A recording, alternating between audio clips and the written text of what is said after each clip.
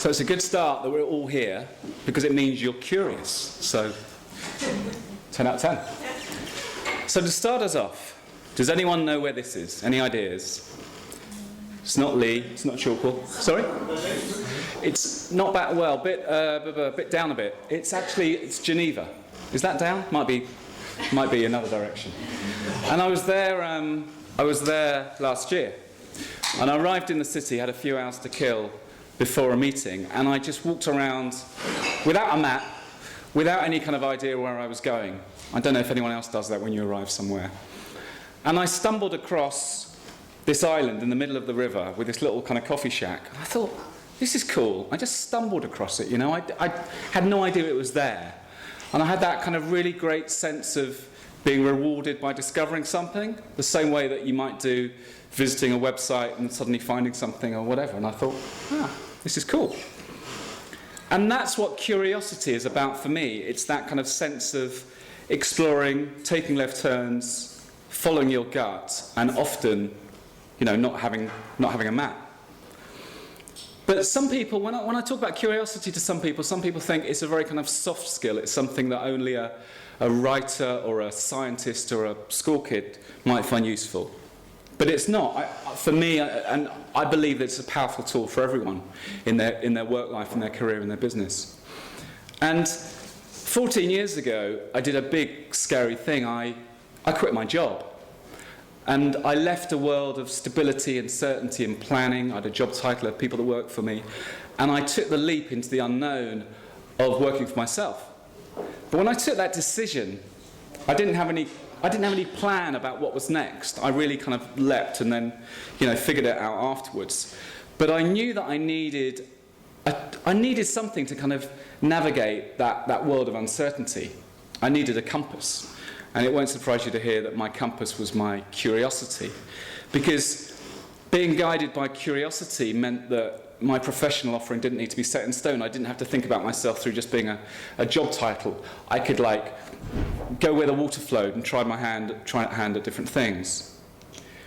And one opportunity I spotted was, as Michael said in the introduction, was writing about business. But not writing about business, kind of the world of share prices and boardrooms, but writing about kind of alternative take on business. But having said that, 2 years ago I did start writing for the Financial Times. But I have a confession. I'm not a trained journalist. I've never been trained in how to write. So, you know, I feel a bit of a fraud. But my only qualification is my curiosity. Because the stuff that I write about for the FT is things that spark my interest. So, you know, I went to Brighton and interviewed Billy Bragg last year about how musicians and bands need to think like small businesses. I'm passionate about coffee, and I wrote about the independent coffee scene in London and New York. So, you know, I might not be a trained journalist, but my qualification, you know, is my curiosity. And I'm not just guided by curiosity for what I write about, but kind of how I discover stories, because I don't have a plan for that either. I tend to rely on kind of serendipity. You know, last year I wrote a piece that featured a woman because I happened to be struggling to get served in a bar, and I started talking to her, and I thought, oh yeah, she's got an interesting role, and I started writing about her. So, you know, who would have ever guessed that? But being curious is also about being able to try something and kind of experiment. Now, this is one of the first meetings of the Leon-C meetup group, which this has come out of, just around the corner at Squeeze. And when Michael and I launched that, or Michael with a little help from me launched that, we didn't say to ourselves, well, hang on, what's the return on investment going to be on that, or return on effort going to be? We didn't say to ourselves, what output do we want from that? We were just curious. We thought, let's get a bunch of people together and see what happens. We didn't have any fear of failure or what happens if it doesn't work. And of course, as Michael said in his introduction at the beginning of the evening, it's great because Made in Lee Conversations came out of that meetup group. Just really came out of Michael and I being curious. So I'd like to tell you a story. A few years ago, in fact it was 2010, I was really interested in meeting Dave Stewart.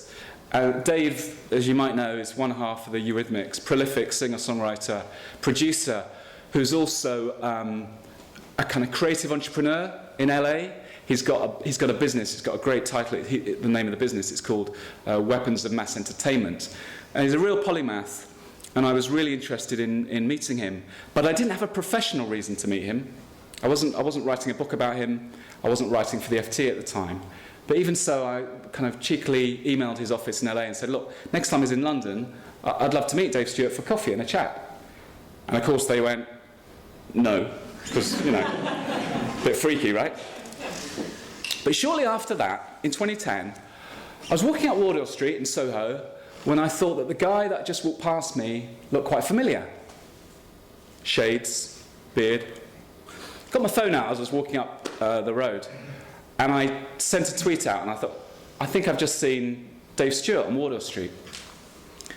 When I got to the cafe I was heading in Darby Street, checked my phone because my friend that I was meeting for lunch was late, and Dave had come back to me, and he said, yeah, that's me, stuck here because of the ash cloud. Do you remember the Icelandic volcano that shut down European airspace? And he was stranded and he couldn't get home. So that blink and you'll miss it moment, because that's what it really was, it's a bit like something out Sliding Doors or something, kick-started my attempts to meet Dave. And 2 weeks later, he'd gone home in the meantime, don't worry, he hadn't waited to see me, I must see Ian. I can never look at that photograph without noticing that Dave's shirt is untucked at the bottom. Dave and I met up at the Soho Hotel, and a good friend of mine, John, a local guy here, very kindly came and filmed a little video of me talking to Dave. Again, we had no budget, no one was paying us, no one was asking us to do this professionally. It was just being curious. That was on the Sunday. On the Monday, I've got to speed it up, I've got a minute to go. On the Monday, I connected with Dave on LinkedIn, and said, oh, thanks, great to meet you. And then later that week, when I was on the train to London, I saw that Dave had a new connection on LinkedIn. You know, when you get a notification, Dave Stewart has one new connection, Liz Gooster. I'm curious, or perhaps nosy in that case, because I thought, Gooster, that's an interesting surname. I'll have a click on that name. And I discovered that Liz was Dave's editor of a book that had just been out. And I started following her on Twitter. About 6 weeks later, I was on holiday in Cornwall, and I get an email. And I get an email from Liz Gooster saying, I started following you on Twitter, really interested in your work. Would you be up for writing a book? Because if you are, I'll publish it. So there we are, right? Zoom came out in 2011. So that book happened totally because of curiosity. Happened that I was curious enough to meet Dave. I didn't just walk past him and go, oh, I think I saw Dave. I didn't text my wife and say, I did something about it. He was curious enough to think, who the hell is this stalker? And Liz Gooster was curious enough to check me out. Not like that, but and if I'd had my head down and not been in that curiosity mindset, nothing would have happened. And it just reminds me, you don't need a tangible goal when you set out to do something out of curiosity, just kind of enjoy the ride. So just let me wrap this up. I kind of feel we have a choice in life. You can walk around, we can walk around with our heads down, never trying new things, going to the same places, doing the same things, never deviating from our path.